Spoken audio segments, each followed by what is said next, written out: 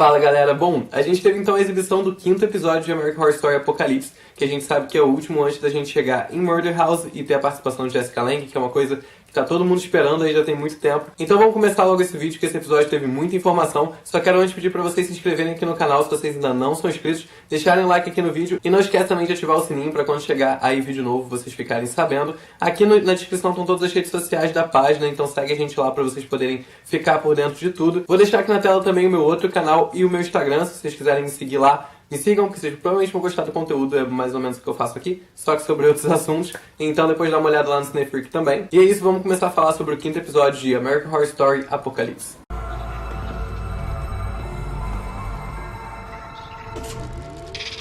Bom, a gente começou esse episódio aí bem conectado com o final do último episódio, onde a gente terminou o último episódio vendo a Cordelia desmaiar, por ver o Michael ali frente a frente com ela. E, né, depois que ela desmaiou, a gente não sabia o que tinha acontecido. Ela não só desmaiou, como ela, durante o desmaio, teve uma visão do que aconteceria dali a 3 anos. Então ela viu o Apocalipse, que é o que a gente estava vendo no presente da série, que isso tudo que a gente tá vendo agora são flashbacks. A gente começou com os flashbacks no último episódio, a gente continuou nesse. E ela consegue ver que há 3 anos na frente vai acontecer o Apocalipse. Ela viu ela sendo comida ali pelos sobreviventes do Apocalipse e viu um tal de um demônio branco que ela, em teoria, não identificou que era o Michael. Mas eu tenho minhas suspeitas, eu acho que alguma coisinha ali ela pescou que era o Michael sim. Uma coisa importante de falar sobre essa visão da Cordelia é que ela tenta lançar os poderes dela, ela tenta se salvar naquela situação e ela não consegue, como se ela tivesse impedida de usar os poderes dela. E isso me fez lembrar de quando ela foi lá no Hotel Cortez e também não conseguiu usar os poderes dela, porque ela disse que sentiu uma presença ali do próprio demônio, do próprio Satã no lugar. Então dá pra ver que os poderes da Cordelia ficam totalmente impedidos de serem usados quando ela tá de frente com o poder direto ali de Satã. Eu não sei exatamente o que era esse poder no Hotel Cortez. Isso não foi explicado, o Michael em teoria não tava lá na hora, e durante a temporada de American Horror Story Hotel não dá nenhum momento ali indícios de que o demônio vive no hotel. Mas, de qualquer forma, ela descreve essa sensação quando ela foi no Hotel Cortez, e ali naquele momento que ela tá de frente pro Michael, que é também uma força satânica muito poderosa, ela também fica impedida de usar os poderes dela. Então eu acredito que tem alguma conexão, apesar de que eu não consegui conectar muito bem. Bom, a Cordelia foi sem nenhuma dúvida a grande estrela desse episódio, basicamente tudo girou em torno dela e em torno das decisões dela. A gente descobre nesse episódio que ela tá começando a perder os poderes e que ela tá vendo que o caos tá chegando perto ali, que ela vai precisar de alguém pra poder, né, ser a pessoa que vai salvar a galera do caos. Então ela começa a sentir uma necessidade aí de ter uma nova Suprema para que possa substituir ela. Em teoria, se ela tá começando a morrer, é porque tem uma outra Suprema nascendo. Mas ela tá querendo aí adiantar o processo. Bom, essa questão da Cordelia levantou aí nos fãs da série algumas dúvidas. A primeira dúvida foi por que a Cordelia tá começando a perder os poderes dela tão cedo, enquanto a Fiona, né, que era a mãe dela e a Suprema anterior a ela, demorou tanto tempo pra perder os poderes, porque ela morreu bem velha, né? Só que eu acho que a galera não lembrou que a Fiona, ela não simplesmente viveu até aquela idade. Ela ia lá e sugava a juventude de uma porrada de gente pra conseguir se manter viva até aquela idade. Então eu não sei se tem aí uma regra de tempo de validade para as Supremas, eu acredito que não, mas assim, comparar ela com a Fiona não faz muito sentido porque a Fiona usava esses métodos aí totalmente ilegais no mundo das bruxas, enquanto a Cordelia não faz isso. Então não dá pra esperar que ela viva a mesma quantidade de tempo que a Fiona. Outra pergunta que surgiu aí na cabeça dos fãs também sobre a Cordelia nesse episódio é que ela decide submeter o Michael ali ao teste ali das 7 maravilhas, que em teoria ela disse no último episódio que ela não faria isso. Ela diz isso, na verdade, porque ela precisa achar essa nova Suprema. O Michael passando pelo teste, ele poderia ser um novo Supremo. Só que uma pergunta que ficou na cabeça de todo mundo foi por que ela não optou pela Mallory? Porque, em teoria, a Mallory é também uma pessoa totalmente fora do comum, uma pessoa que está demonstrando poderes extraordinários. Mostra nesse episódio, né, a gente já viu ela transformando as pétalas da rosa em borboletas. Nesse episódio a gente vê ela ressuscitando um cervo morto. Aliás, não morto, ele estava quase morrendo. Ela cura as feridas do cervo e ainda faz ele ficar filhote de novo. Então, assim, o poder dela é uma coisa muito grande, uma coisa que a Myrtle diz que nunca viu nada igual. Então, por que já que ela tá precisando aí de uma Suprema, por que não colocar a Mallory e colocar o Michael sem nem pensar 2 vezes? Bom, paralelo a todo esse rolê, a gente acompanha a história da Coco e como é que ela foi parar lá na Academia de Bruxas de Coven, da 3ª temporada, que a gente sabia depois, né, do que elas revelaram que elas eram membros da academia, que a Coco estava lá o tempo todo, só que a gente não sabia exatamente como que ela foi parar lá. O que aconteceu foi que o pai da Coco é que resolveu matricular ela na academia, porque ela mesma achava o poder dela uma merda, e achava que aquilo nunca justificaria ela ser matriculada lá, porque basicamente o que a Coco conseguia fazer era identificar se tinha glúten nos alimentos das pessoas. Apesar dela achar o poder dela bem desnecessário, a Cordelia é bem enfática ali em dizer que, na verdade,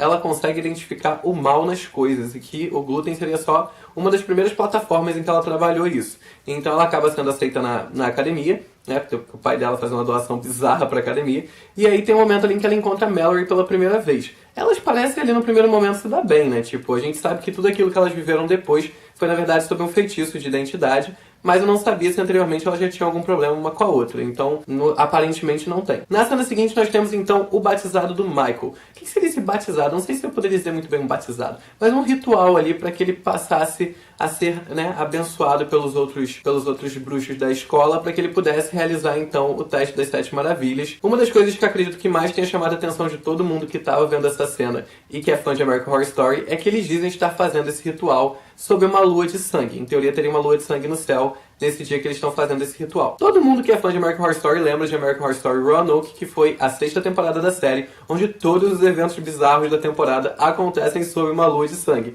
Então, assim, não é a primeira vez que a lua de sangue aparece em American Horror Story. Eu dei uma pesquisada mais ou menos em que significa a lua de sangue, porque a gente teve explicação lá de Roanoke, mas não necessariamente é a mesma razão pela qual eles vão usar agora. Basicamente, a lua de sangue nas religiões pagãs ela era usada para celebrações e para renascimentos, ou seja, momentos em que as pessoas passassem por algum ritual que fizesse uma transformação muito grande na vida delas. Então faria sentido eles fazerem esse ritual aí para ele se preparar para as 7 maravilhas sob uma lua de sangue. Não sei se eles só vão conectar de alguma forma com o Roanoke, aparentemente não. No final aí desse batizado, o Michael acaba sendo ali muito celebrado pelos amigos dele, ele fica super popular em meio a todo mundo, só que o John acaba olhando ali no momento pro Michael e vendo a forma verdadeira dele, o que faz o John ficar com muito cagaço, fala, cara, vocês estão passando dos limites, eu falei que isso é da merda, porque o John já tinha falado lá no começo que isso é da merda, e ele vai lá, fecha a malinha dele, tenta fugir, o Behold segura ele sufoca a Behold, fala, amor, sai do meu caminho, e vai embora. Mas Behold também fica ligadinho que Behold não é burro. Quando o John tá tentando fugir, ele chega lá num posto de gasolina para abastecer o carro dele, e eis que aparece Mrs. Mead com seu carrinho lá, toda vestida de velhinha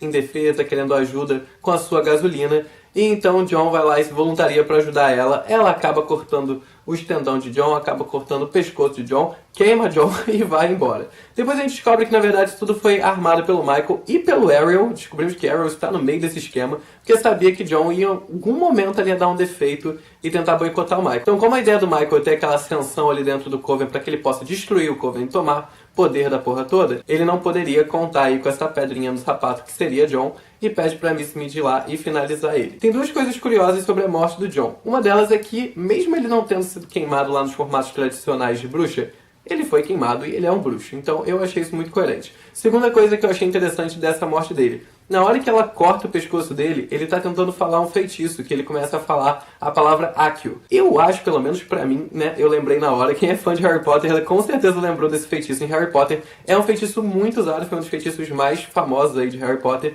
e que eu nunca tinha visto fora de Harry Potter. Mas acontece que Accio não é uma coisa específica de Harry Potter. A grande maioria das palavras de Harry Potter, inclusive, não são criadas pela J.K. Rowling, foram reutilizadas por ela, e Accio, na verdade, significa também invocar ou chamar. Então poderia ser que o John estivesse começando algum feitiço ali para tentar se salvar naquela situação, mas como a Miss Smith corta o pescoço dele, ele não consegue terminar. Até porque depois ela fala para ele também, você não vai mais fazer feitiços, então em teoria ele estava tentando um feitiço, mas só explicando o Accio, caso alguém tenha ficado curioso. Temos então finalmente a cena das 7 maravilhas com o Michael, que foi feita toda no mesmo formato de Coven, naquele formato meio filme mudo, meio, sei lá, meio bem humorada, uma coisa meio Chaplin assim, e aí acontece todas as 6 maravilhas primeiro, e quando chegamos na 7ª, a gente volta pro formato normal da série, porque é a prova lá do Descensum, que é quando a pessoa desce pro inferno e em teoria tem que voltar. Acontece que assim, a prova original a pessoa só tinha que descer e voltar. A Cordelia resolve aumentar a prova, mudar as regras, e decide que o Michael tem que ir buscar a Misty, trazer a Misty de volta, senão ele não completou o negócio, e pra ela ele não vai ser supremo. E assim, a galera lá dos bruxos obviamente fica puto, porque ele conseguiu fazer tudo, ele tá quase conseguindo o que eles nunca conseguiram, e aí a Cordelia vai lá e taca um detalhezinho que pode impedir a porra toda. E aí Michael vai, desce pro submundo, né, em vez de secar o sapo da Misty, ele seca o professor da Misty, consegue trazer a Misty de volta. Só que tem uma coisa importante nessa cena do Michael que ele desce ali. Na hora que ele, logo depois que ele mata o professor da Misty, todas as crianças da sala meio que param de fazer o que elas estão fazendo, olham pro alto, reviram os olhos, e o Michael começa a se comunicar com elas. A Misty diz que percebe que eles estão conversando, só que assim, ele tá em teoria no inferno, e aquelas crianças não são reais.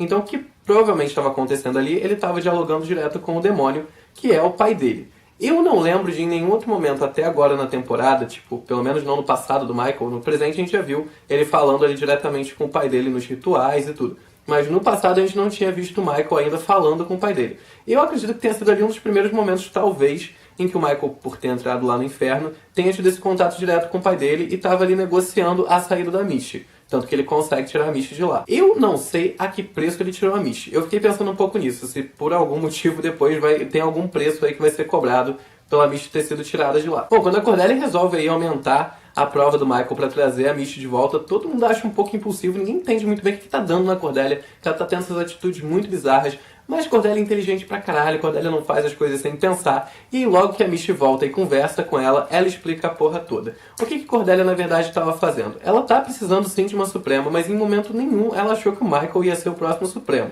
Toda a ideia das Sete Maravilhas era simplesmente testar os poderes do Michael para ver o que talvez elas tivessem que enfrentar, já que ela já sabia que o Michael ia tender pro lado negativo da coisa. Então nunca que ela colocar ele na posição principal ali, suprema do mundo das bruxas, porque ela não é maluca. Por que então ela mandou o Michael ir lá resgatar a Misty e também gostou muito que Michael resgatou Queen e Madison? Porque a ideia dela é que um dia ela vai precisar batalhar aí com o Michael, então é muito importante para ela estar com o exército dela reunido. Hoje, agora nesse episódio, pelo menos, a gente já viu que ela trouxe todas as bruxas do clã de volta. Então, mandar o Michael pegar a Misty ali numa forma de desafio, na verdade foi só um pretexto, porque ela não conseguia pegar as pessoas de volta, ela não tinha esse poder, ela sabia que o Michael tinha, então ela usou ali toda aquela tentação dos homens de chegar no poder para poder fazer o que ela queria, que era botar o clã dela todo de volta, testar os poderes do Michael, e agora ela tá consciente de que o Michael é poderoso e com o exército dela armado, porque Cordelia é muito inteligente. Como eu falei pra vocês, a Cordelia tava aí suspeitando de que o Michael não era só um bruxo e que ele talvez tivesse alguma coisa a mais.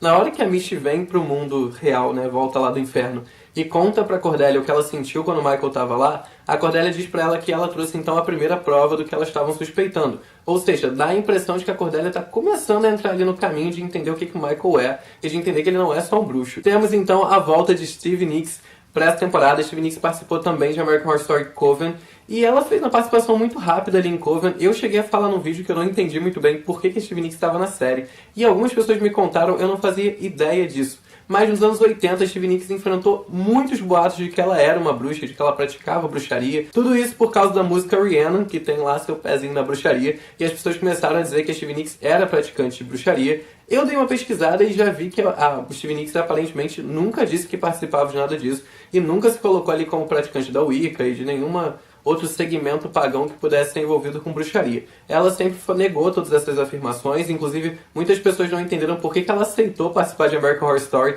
e trazer esses boatos todos de volta, porque né, ela estava fazendo o papel que ela tentou tantos anos se desvencilhar dele, que era de ser uma bruxa, e ela resolveu abraçar aí todos esses boatos e falar, quer saber?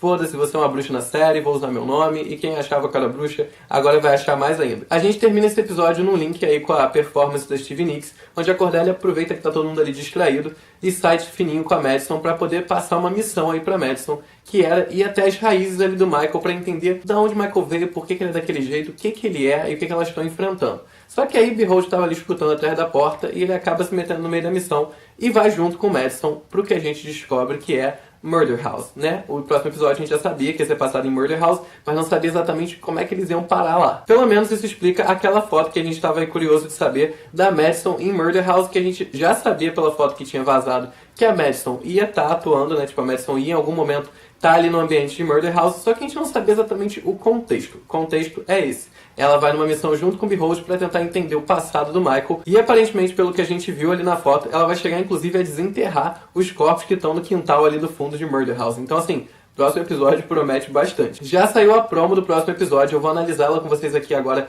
bem rapidinho, porque eu desenvolvi uma teoria que eu acho que tá certa. O que acontece? Na promo do próximo episódio, a gente vê ali o Behold e a Madison tentando fazer os espíritos serem vistos, porque aparentemente eles não querem ser vistos pelos dois.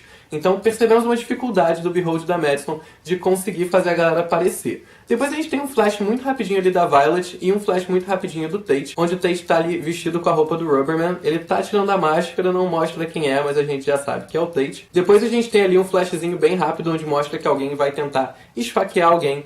E finalmente nós temos a chegada de Constance. Ela aparece ali de costas, andando pelos corredores e depois descendo as escadas. Bom, vou falar aqui minha teoria e vou falar como que esse teaser embasa a minha teoria, porque ela é muito bem embasada. Bom, a minha teoria é de que a Constance está morta, presa em Murder House. Vou explicar pra vocês por quê. Na hora que a Madison e o Behold entram, né, eles chegam ali em Murder House, a casa está claramente abandonada, com o mato todo crescendo, enfim. Aparentemente ninguém mais mora ali, então não faria muito sentido a Constance estar morando ali com a casa daquele jeito. Segunda coisa, tem uma cena no teaser que aparece o Michael chorando, meio que arrependido ali de ter feito alguma coisa. E tem uma cena que aparece alguém enforcando alguém. Então me deu a impressão de que o Michael enforcou a Constance, matou a Constance. Ela ficou então presa em Murder House, o que justificaria ela estar ali dentro, né, junto com a galera numa casa abandonada. E também ligaria a história do Michael com a Mrs. Mead, porque faria sentido que, né, foi esse o fim que aconteceu da convivência dele com a Constance. Ele mata a Constance, provavelmente sai dali em algum tipo de surto, e a Mrs. Mead encontra ele. Já que ele diz que não lembra como a Mrs. Mead encontrou ele, então dá a impressão de que ela encontrou ele no momento que ele estava muito desequilibrado, no momento que ele estava muito mal. O que seria justificado por ele ter matado a própria avó. Mas o ponto principal que me faz pensar que a Constance está morta é porque na hora que ela desce a escada, ela não encontra só a Madison e o Behold. Ela encontra a Madison, o Behold e a Billie Jean, que a gente já sabe que é uma médium, e que em teoria tinha uma relação muito boa com a Constance, e que em teoria fala com os espíritos. Então, como a gente tinha lá no começo do teaser a Madison e o Behold com muita dificuldade de falar com os espíritos, não teria muito sentido depois a Constance chegar ali descendo a escada planíssima para falar com eles. Provavelmente foi a Billie Jean que estava ali que conseguiu fazer a Constance aparecer para falar com os dois. Então eu tenho sim essa teoria de que Constance morreu. Não sei se é uma coisa que está disseminada na internet, não sei se as pessoas estão sabendo disso. Eu não achei ninguém falando sobre isso. Mas pra mim fez muito sentido e eu acho que é real o que vai acontecer. Mas é isso, eu quero saber o que vocês estão achando dessa temporada, o que vocês acharam desse episódio, se vocês estão gostando. Esse episódio foi muito mais pra ligar pontas abertas nos últimos do que pra gerar pontas novas. Mais uma vez, pedir pra vocês se inscreverem aqui no canal se vocês ainda não são inscritos e darem like nesse vídeo se vocês ainda não deram. Lembrando que as nossas redes sociais estão todas aqui na descrição, então segue a gente lá, acha a gente nas redes sociais todas pra vocês ficarem sabendo de tudo que tá acontecendo lá no mundo de American Horror Story. E é isso, espero que vocês tenham gostado e até o próximo vídeo.